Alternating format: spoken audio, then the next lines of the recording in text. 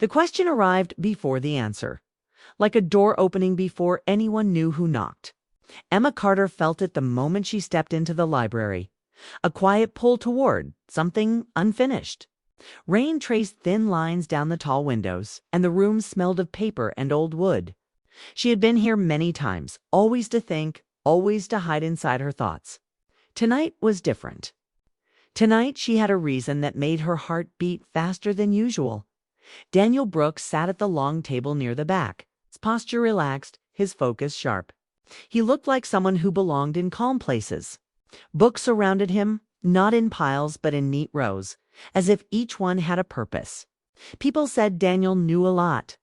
He listened well. He remembered details. He understood systems and people with the same steady patience. Emma had heard those stories and believed them. Still, belief left space for curiosity. Curiosity pushed her forward. She stopped a few steps away and watched him without speaking. Daniel turned a page, paused, and then looked up as if he sensed her presence before seeing her.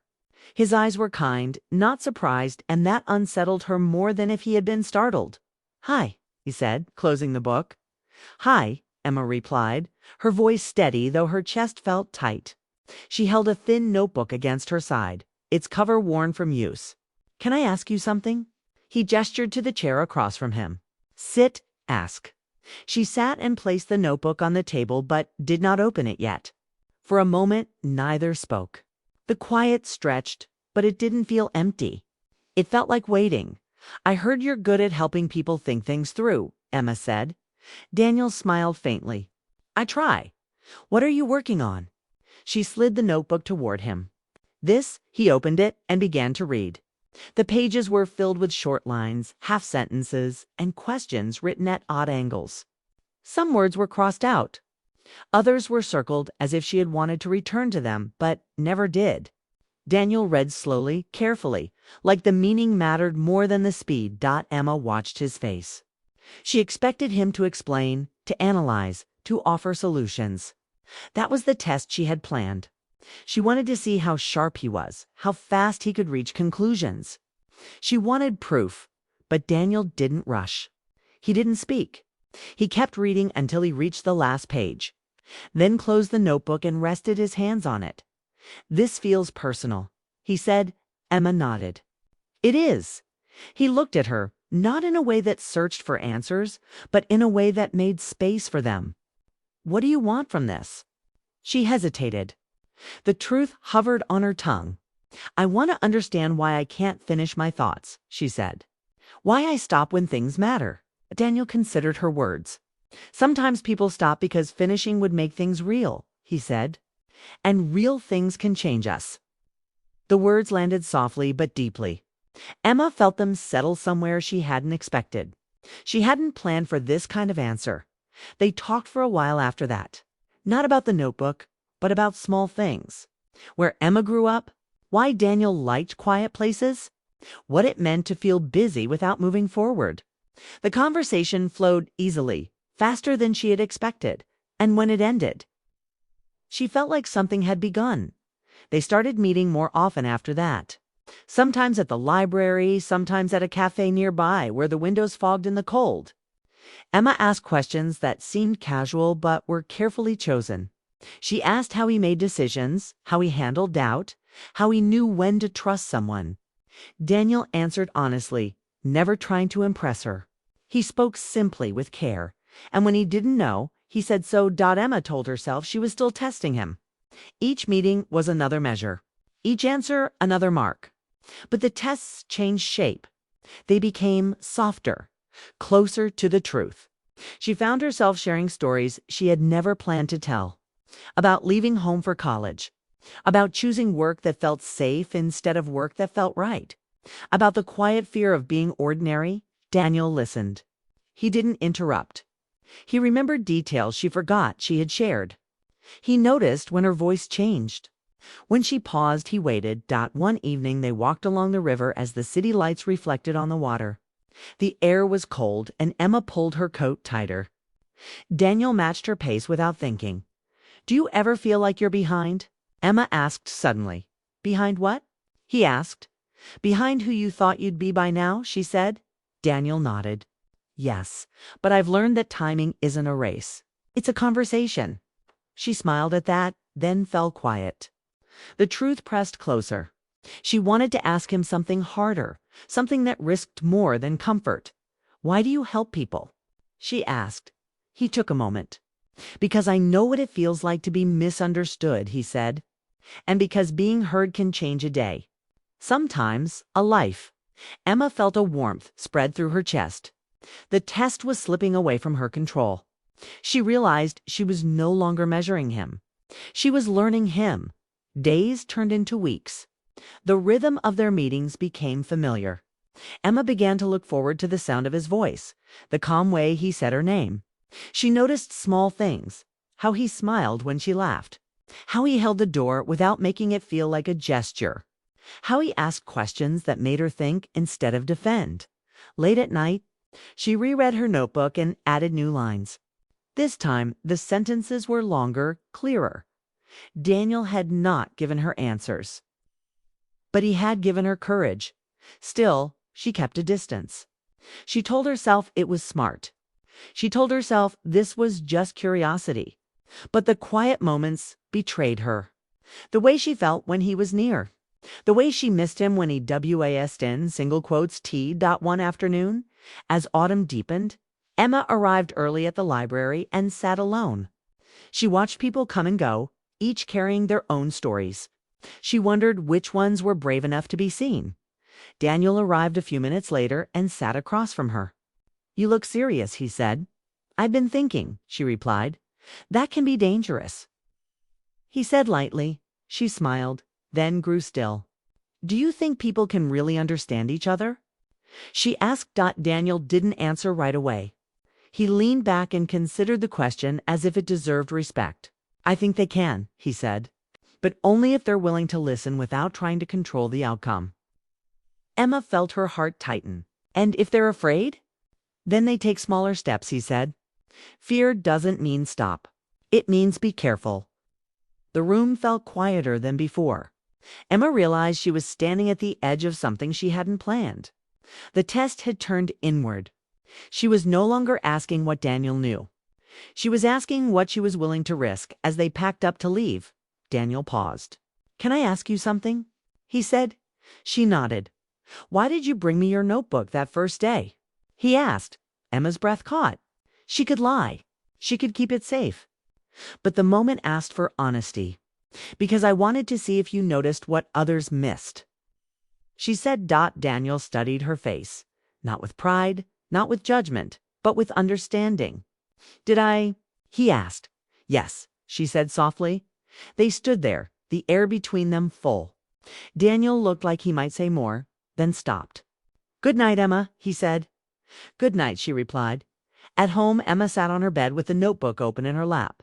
She wrote a single line and circled it twice. I wanted to test his skills. She stared at the words until they blurred. The truth was clearer than she wanted to admit. She had wanted proof that someone could see her without asking her to become smaller. She had wanted safety without silence. She had wanted to believe that understanding was possible. As she closed the notebook, a new thought surfaced, quiet but powerful. What if he already knows why I'm testing him? The idea stayed with her as she turned off the light. Outside, the rain had stopped, but the streets still shone.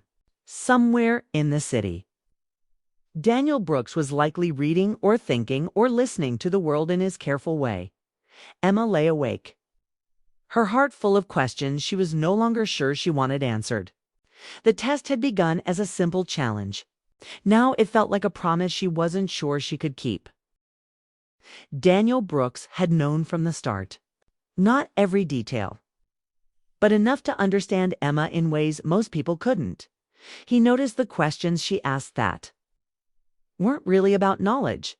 He noticed how her eyes flicked when she was nervous. How her hand trembled slightly when she wanted to be honest but was unsure how to start. He noticed the pauses, the hesitations, the words left unsaid.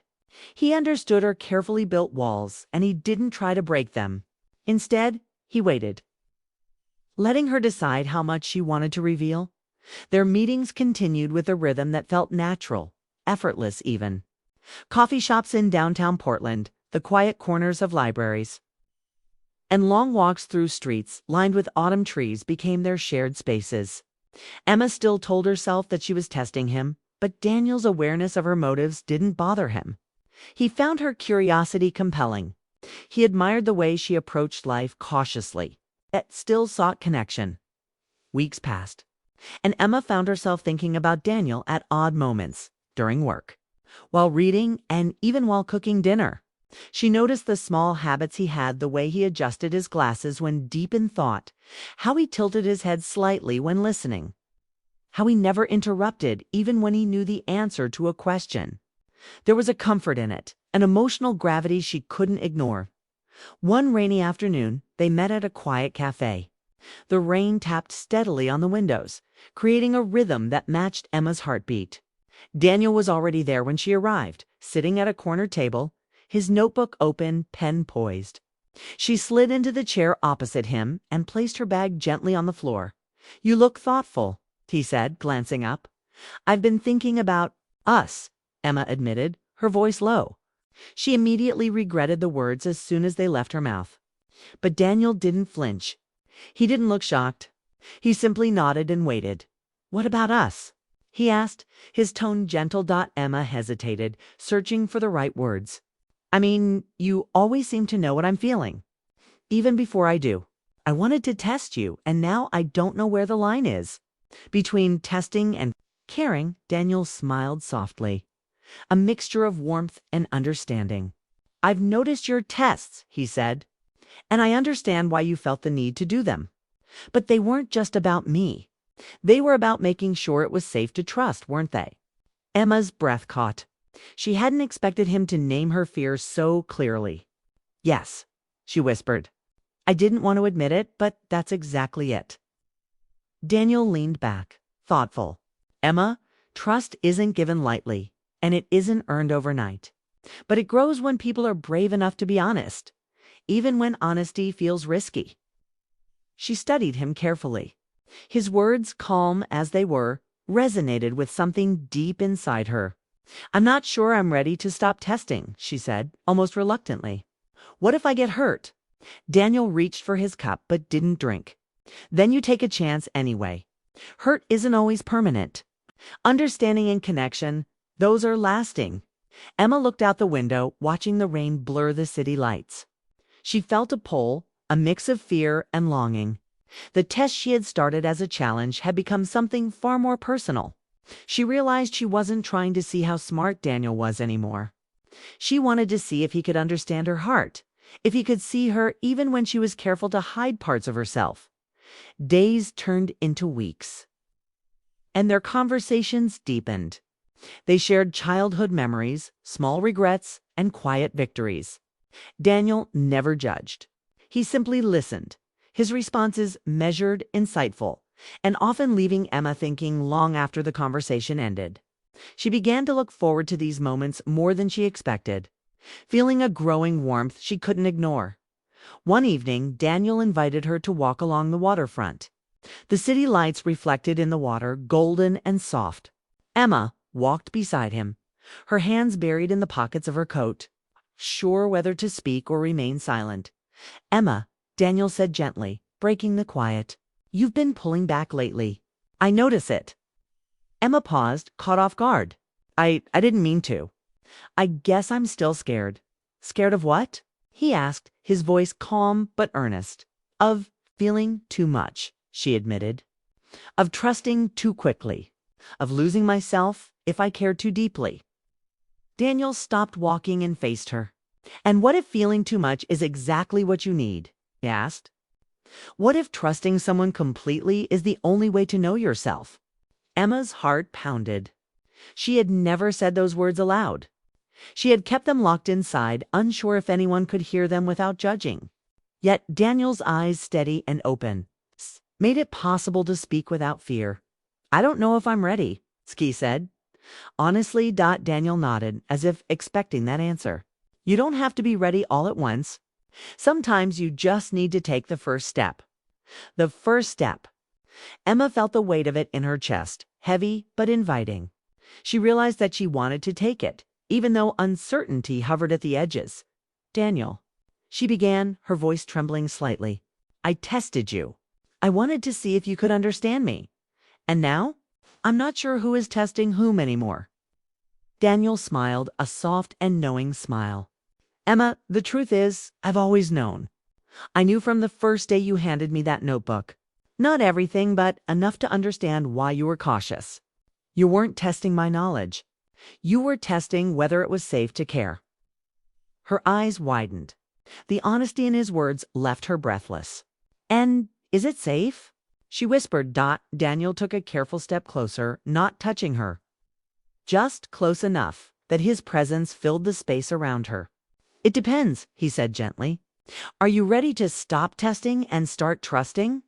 Emma's chest tightened with a mixture of fear and hope. She had never expected to reach this point. She had wanted clarity, proof, and control. But now, standing in front of him, she realized she wanted something else, something she hadn't planned for. I think I want to try," she said, her voice barely above a whisper. "That's all I needed to hear." Daniel replied, calm yet tender. For a moment they simply stood there, neither moving forward nor stepping back. The city around them continued. Lights flickering, cars passing, people walking by, but it all faded. Time felt suspended, focused on the quiet. Electric connection between them. Emma thought about all the reasons she had tested him, all the moments she had measured his words, all the fears she had carried. And yet she realized that the tests had led her here. Not to certainty, not to answers, but to possibility. Daniel watched her, understanding the depth of her thoughts without her needing to speak. "You don't have to have all the answers," he said softly. "You just need to be brave enough to step forward even when it's uncertain." Her heart ached with anticipation and fear. She had never expected the vulnerability that came with honesty. She had never planned to feel this deeply, this quickly. And yet she wanted to embrace it. Emma looked at Daniel, her gaze steady, her breathing uneven. "I don't know what happens next," she admitted. "Then we take it one step at a time." He said, his voice gentle, guiding, patient. She nodded. It felt right. Dangerous? Yes. But right? The walls she had built around herself felt thinner, not broken, but softened. She realized that this willingness to trust was the moment that mattered most. And as the night deepened around them, with city lights reflecting on the water and rain-slicked streets glowing under street lamps, Emma understood the truth she had been avoiding. Daniel had seen her heart long before she dared to show it. And now the choice was hers. Would she continue testing? Or would she let herself be seen completely? The answer hovered quietly, waiting for her courage to take the next step. And in that quiet, still space, Emma felt the stirrings of something she hadn't dared to feel before: hope. She realized then, with a mixture of fear and longing, that what she thought was a test had become the beginning of a connection she couldn't ignore. And the city, vast and indifferent as it seemed, had narrowed to the space between them, a space charged with possibility, trust, and the quiet promise of what could come next. The future was uncertain, the steps ahead unmarked, but Emma knew one thing clearly. She no longer wanted to test. She wanted to see where this could go, and she wanted Daniel to see her fully, without hesitation.